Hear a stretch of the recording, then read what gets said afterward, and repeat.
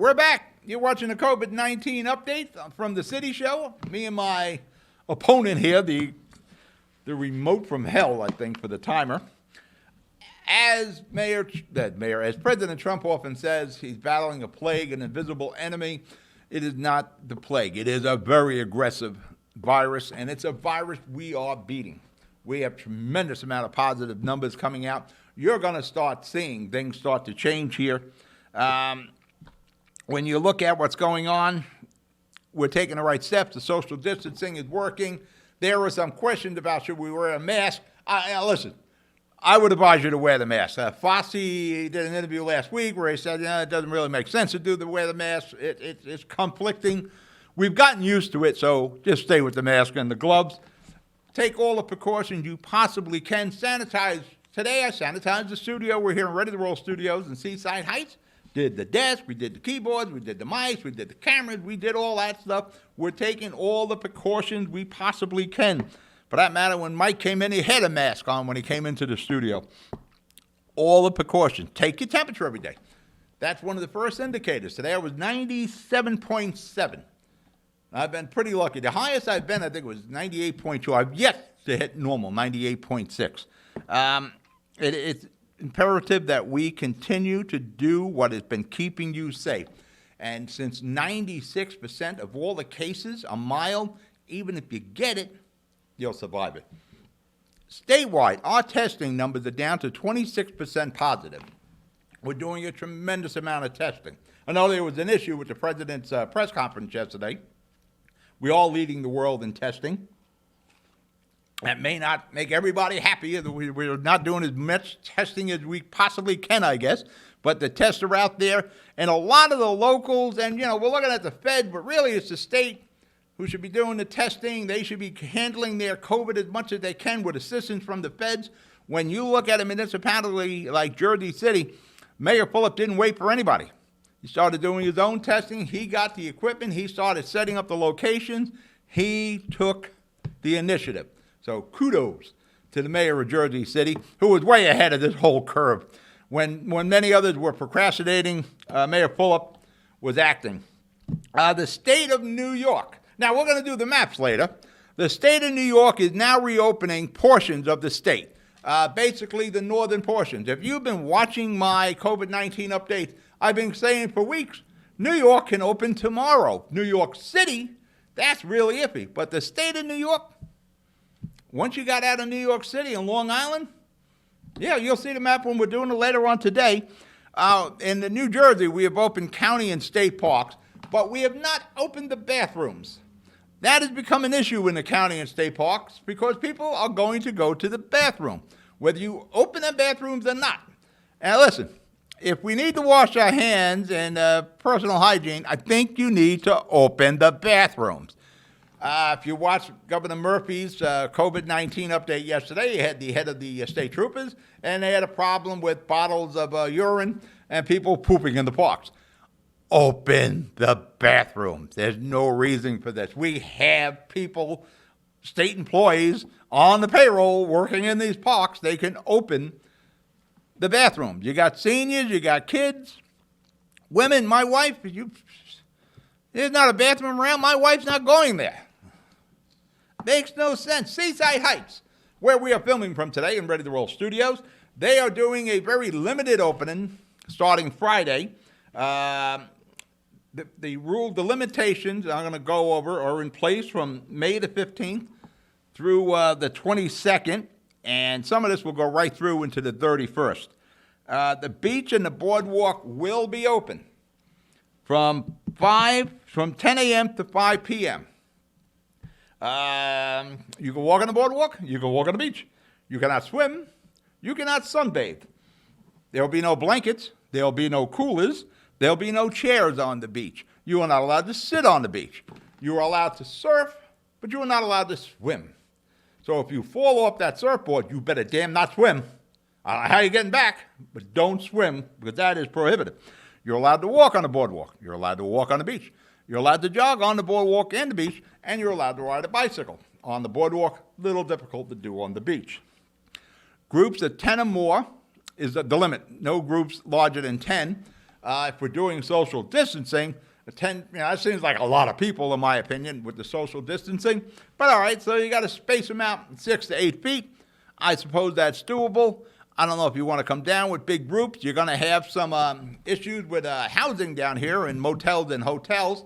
As I was saying with Seaside Heights, if you're going to take a ride down this weekend, as I've been imploring you to do for the last 10 years when we're in production with the Shore Show, here's some of the problems you're going to run into, especially if it's good weather, and it's supposed to be like in the 80s this weekend, but there's some rain forecast also. Parking in Seaside Heights will be reduced by 50%. That's going to cut down the crowds a little bit. I don't know how they're going to do that with on-street parking. I know you can do it in a parking lot. I don't know if Seaside Heights, Mayor Boz, and Ramboli, and Ken Roberts, and Chief Boyd are going to run around with cones in every other parking spot here, but they will limit the parking to 50%. I don't believe we have parking enforcement yet because they were in the process of switching over to kiosks here in Seaside Heights, and they're still in that process, and they're numbering all the spaces. They have not done that, so I do not believe you'll have parking enforcement this weekend. Short-term rentals. If you're thinking, hey, let's get a room at the Belmont, they are only allowed to rent to 25% of their occupancy. So you can only rent a quarter of the rooms in any one of the hotel motels down here in Seaside Heights. Any dwelling that's 3 or more units can only rent 25% of the available space. If you got a 2-family, you're okay. You can rent the upstairs. You can check Airbnb. That'll give you all the information you'll need there on short-term rentals down here. Again, there isn't a lot open. I know the bars are going to be closed. The restaurants on the boardwalk, they're pretty much takeout as it is. It's, pizza. So I'm sure we'll have some of the pizza places open. The Beachcomber has been closed for a while, the best pizza on the boardwalk. Let's see. Let's go to the United States. Mikey, give me some numbers for the United States. Here we go. The United States, we have 1,387,499 cases of COVID-19. Keep in mind the population of the United States is 330 million plus. We have suffered 81,937 deaths related to COVID-19. I'm starting to get questioning these numbers because everything's being coded COVID-19. We have suffered tremendous loss. Maybe not to the tune of 81,937, but a tremendous amount of losses. If you lost a loved one or a friend, it doesn't matter. These are major numbers. Recoveries, this is great. We have 262,225. That is a plus since my last update of Friday of 44,952. Again, 96% of the cases are mild. Let's see a map of the United States. United States, there we go. Actually, I should do that with the left hand, right? The United States, you see the big red blob up in the northeast there? That is us.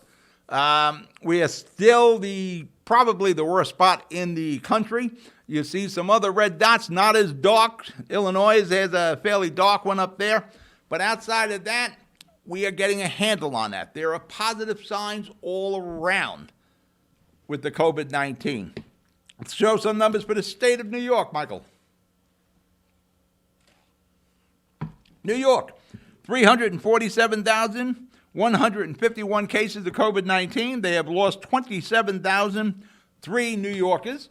The city of New York, New York City, the Big Apple, they have 190,546 cases of COVID.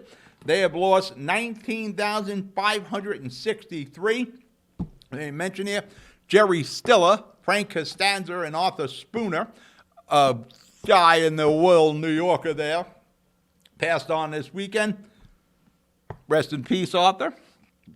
Or you can say Frank, whatever name you want, but he was Jerry Stiller, Stiller and Mira. I should have told Mike to put that picture up there, but I wasn't thinking about doing that.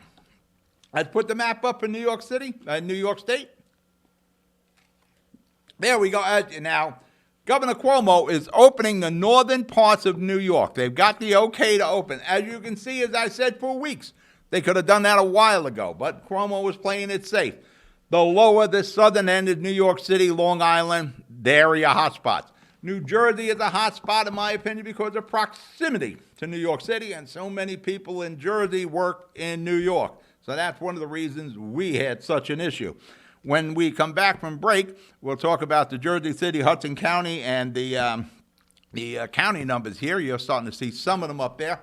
It has been a very difficult situation for us here in New Jersey, but the numbers are coming down. We talked weeks ago of flattening the curve. Well, we got that curve flattened. Like I said, we're testing at 26% positive, so that is excellent. We're doing a tremendous amount of testing. What we need to start doing is the antibody testing. That I'm very interested in. Let's go the state of New Jersey. The state of New Jersey, we have suffered 141,130 COVID-19 cases, 137 COVID-19 cases. We have lost 9,341 Jerseyans. A large percentage were from the nursing homes. Hudson County, it's getting a little scary in my home county, as you can see from the map over there. The real dark red you see up in North Jersey there, that's us, Hudson County, Bergen County. Those are really the hot spots left here in New Jersey. Hudson County, we have 16,936 cases. Bergen County has 17,208 cases. We are 92 cases away from Bergen County to taking over the lead in the state of New Jersey. A lead and the number one ranking we do not want, but we've been catching up the last couple of weeks. I would not be surprised somewhere next week we become the number one county. Ocean County, where I'm filming from today, is 7,569 cases. Positive signs from the Jersey City hospitals. Jersey City Medical Center, there are 58% of their patients are COVID-19. That is way down from when they were cranking in about 82%. There are 20 ventilators. Ventilators are no longer an issue. We are like the Crazy Eddies of ventilators now. If you remember Crazy Eddie, we have a lot of ventilators. Christ Hospital is at 57%. They're down 9% since we did the COVID-19 last Friday. They have 15 ventilators available. My home city, Jersey City, we got 6,201 COVID-19 cases. That's more than like 24 of the states. We have done 13,069 tests.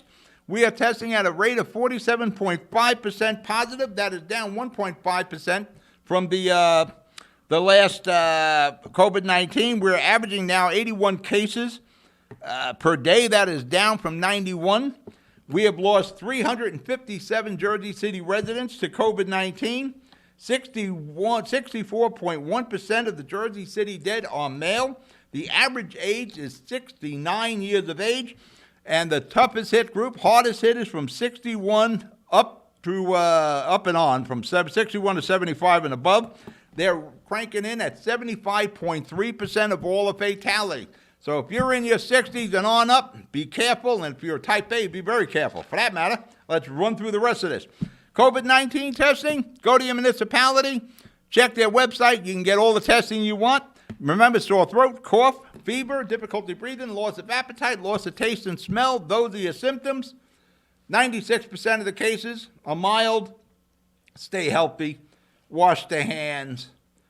Keep the social distancing. Wear the gloves. Wear the mask until somebody can give a definitive thing on the mask. Wear the mask. I'm Pat O'Melia.